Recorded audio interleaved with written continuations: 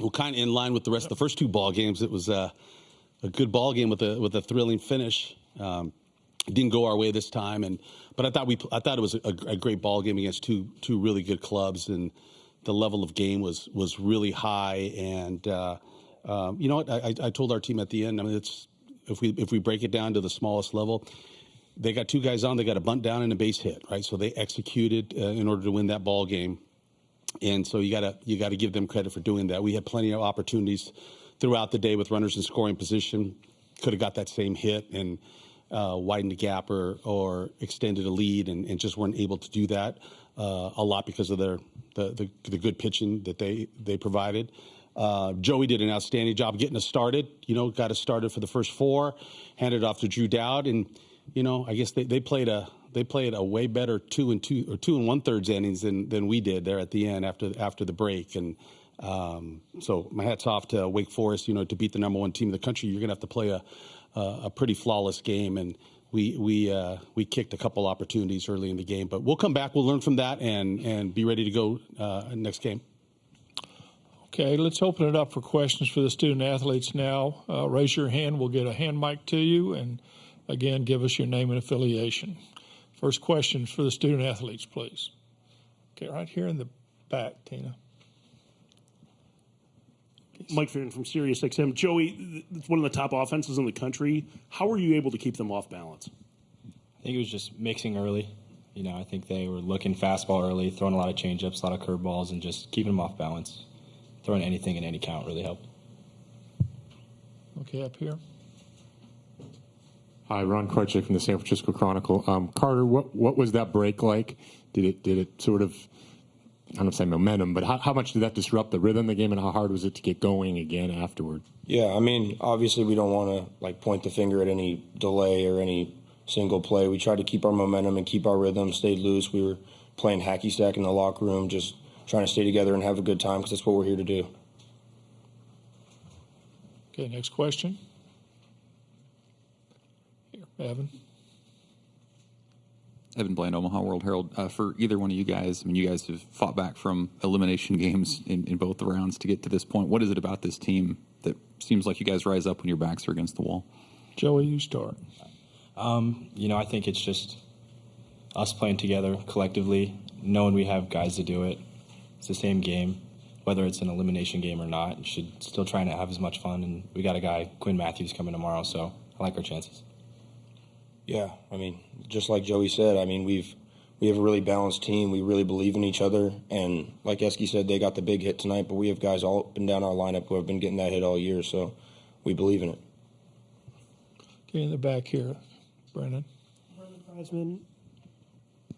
Brendan Prizeman, Omaha World Herald. Joey, this is for you. You mentioned Quinn coming tomorrow, obviously, but what does it mean to you that you were trusted with the start today, and not only that, but you were able to go out there and hold one of the better offenses in the country to such a low output? Yeah, I think there was plenty of guys on our roster that were able to do that. If you'd have given Drew Dowd the ball, inning one, I think he could have given you just as many innings or outs that we had today, and I think we have a lot of guys that can do that for sure. Okay, Jake. Here. Jake McKeever, College Baseball Central. This question's for Carter. Threw a ton of pitches in that first inning, fouled a ton off. What was kind of y'all's approach there from the start? Yeah, I mean, obviously we went into this game knowing we're facing a dude. I mean, Lowder's a great pitcher and had a great year, so our goal was kind of just nameless and faceless. We're going to get in there and we're going to get our best swing off on a pitch that's over the plate, and it doesn't matter who they throw or what they can do, and that's what we did. Okay. Once again, Ron. Carter, kind of expanding on the earlier question about elimination games. You guys won 5-0 this year. I think you won 5 last year. Yeah. Does it feel, when you're in an elimination game, what's the vibe? Does it feel more urgent, or why do you think in those situations you guys produce so well? Yeah, I think we do a really good job with our backs against the wall of just not forgetting that it's the same game we've been playing all year. I mean, I think a mistake in those games is to think you have to do more or to try harder and worry about failure. I think that we trust our guys up and down the lineup, the Alberto Rioses and those people who have been getting the big hit all year. They just come together and do it. Okay, any more questions for the student athletes? Okay, Brendan, this will be our last one for the guys. This is for both of you guys. Both of you guys have been on the rosters for now 3 consecutive College World Series. Carter, I know you just mentioned not trying to do anything special with this, but is there anything in particular that you guys have learned now that this is your 3rd time in Omaha that you try and bring a little extra to the ballpark? Carter. Yeah, I think that, Esky says it best. I think that we just try and stay as long as we can. I think that if we can fight together and scratch a couple elimination wins and hang here long enough, I think we can get our rhythm and get hot and really surprise a lot of people. Joey? I think you said it best. Kind of just sticking the course, just playing the same game. Okay, guys, thank you. We'll excuse you too, and we'll open it up for questions for Dave.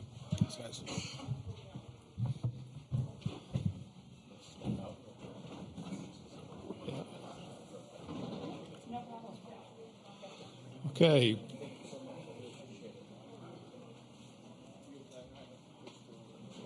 Okay, first question for Dave. Eric? Eric Swenson, D1 Baseball. Dave, just going into this game, knowing you're going against a pitcher like that, and it seemed like early on you guys were taking some early swings. Was that kind of the game plan as far as like kind of attacking before he got deep into counts? Yeah, we wanted to be aggressive for sure, and kind of use the middle of the diamond, just kind of hold that line to the middle because he's got such good off-speed stuff as well. So it would keep us on that if we were out front. And then we got into some plus counts and got some base runners on and just looking for that hit to kind of extend. And I think we jumped on him early, got his pitch count up, and was able to get him out of there in 5 1/3, which was if we get to the pen some, who knows what could happen if we extended some of the relief pitchers. Okay, next question. Okay. Matty Arenas, White and Blue Review. With Joey's outing, we saw a lot of called strikes, a lot of whiffs, not much contact, even with foul balls. What do you think he was able to do today against that lineup to just, I guess, keep them a little bit hesitant? Yeah, with that line, there's very little margin for error. Like you've got to be able to tunnel your pitches, and you've got a small, narrow window that you got to put the baseball. Otherwise, they can hurt you. And he missed out over the plate to.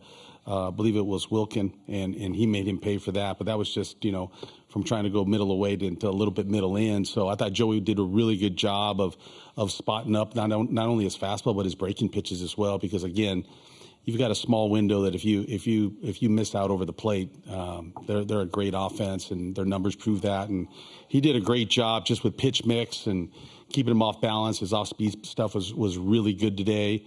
I thought Drew came in and did a nice job as well. And we held the lead going in, with an out in the 8th, and they got a big Corona with the big hit, but they got a bunt down too. So give them credit for executing and winning that ball game. Ron? Dave, what's sort of the emotional impact of losing that way, to be up most of the game and then up through an hour and a half rain delay? I mean, in real time, you guys were ahead for 3 hours, and then to lose sort of suddenly, is there any impact of that? Is it sort of jarring at all for your players? That's a good way to think about it. We're only behind for about 3 or 4 minutes. Yeah.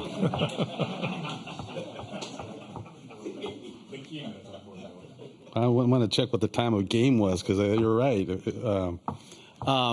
Yeah, it hurts no matter what. You come this far and you play with your guys, and that's what I really appreciate about our team. I think when people ask about why we're so good at elimination games is I think a lot has to do with the culture of our program. They don't want to give that jersey up, right? They don't want it to be the last day they spend with their teammates. And so I think they fight harder knowing that's a possibility. And I think that's kind of hats off to the brotherhood and the culture that our program has. Okay, Matt. Coach, Matt Talverney from World Baseball Network.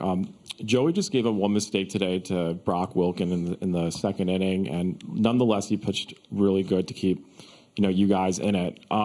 What's it going to take for you guys on Monday just to eat up some innings out of Quinn Matthews out of his last 156 pitch performance?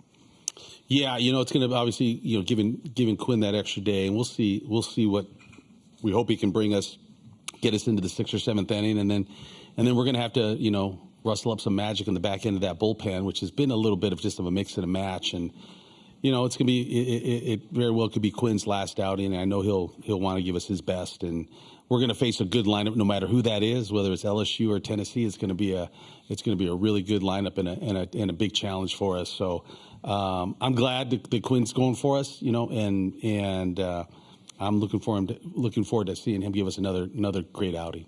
Okay, Mike, we're going to run out of time here in a moment, guys. So, sorry. I guess what did you see from Sullivan with his pickoff throws when he came in the game? He got 2 off first base. Yeah, Seemed like those momentum plays. crazy. I didn't see anything special. I think we did more wrong than he did right. One of those things that we're going to have to learn. You make that mistake, and you just learn. I was teasing our coaches at the break that this gives us an opportunity to learn what we need to be on top of in the future. Maybe we don't hit as much. Maybe we work on our base running more than our hitting next year, I guess.